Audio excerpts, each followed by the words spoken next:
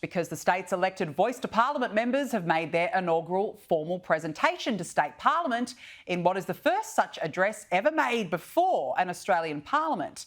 Now, they've revealed they spent their first months as a unit establishing how their roles will function and listening to the views of their communities. Joining me now is Indigenous Forum Director at the Centre for Independent Studies, Warren Mundine. Warren, thank you for joining me. They say that they are listening to the views of their communities, but I've got to ask, didn't the community give its view in a referendum last year?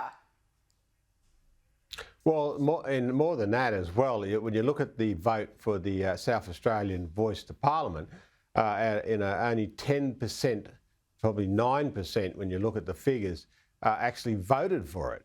So 9% of Aboriginal people who this voice is supposed to represent actually voted to have the voice, to get people elected to be sitting on that voice. So far as I'm concerned, not anyone on that committee actually represents Aboriginal people, because they were elected there, and some of them on 4 to 6 votes, out of thousands of Aboriginals that live in South Australia. So this is just another typical situation where a government thinks that they know better than Aboriginal people and they know better than the wider Australian community.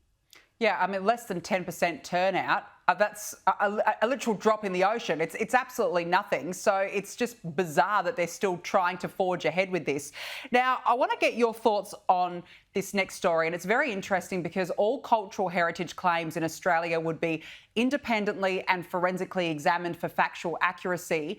This is under a declaration signed by 7 coalition MPs in the wake of rock climbing bans in Victoria on cultural heritage grounds. Now, the MPs, including, of course, here on our screen, Senator Jacinta Nampijinpa-Price, have demanded that all Australians be informed of the decision of cultural heritage grounds. Warren, again, Australians voted against racial division last year, so I think that this is fantastic. Do you support this? Oh, look, of course I'm behind this. Look, you only have to see what's happening in the gold mine in central New South Wales around Orange and Blaney, where the Aboriginal land councils and the Aboriginal people out there made it quite clear that they weren't against the mine to go ahead. But the minister, went around looking for an Aboriginal person who disagreed. In fact, in the Aboriginal community, we call that black shopping, where you go around and find a dissenting voice, and then said, "Okay, put the kibosh on the mine site." That was just this is how cultural heritage is used as a weapon against any opportunities for economic development and progress for Aboriginal people, as well as for the wider Australian community. Now here, a lot of people didn't have any problems with the mountain climbing, and hill climbing up the rocks and that rock climbing and so on like that in Victoria. But also the vast majority of Aboriginals didn't have a problem with the mine site in central New South Wales. It's about time some proper legislation come in place in regard to how do we deal with cultural heritage stuff.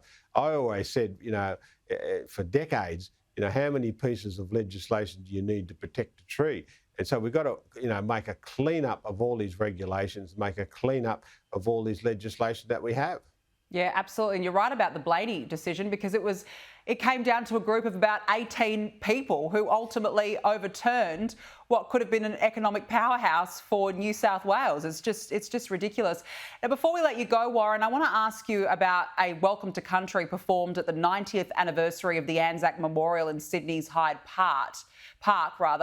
It was a 9-minute Welcome to Country. Now, Warren, this was an event for all of us to remember all Australians who died fighting for this country, and this Welcome to Country included acknowledgements of the stolen generations, local land councils and personal family stories. What's your response to this?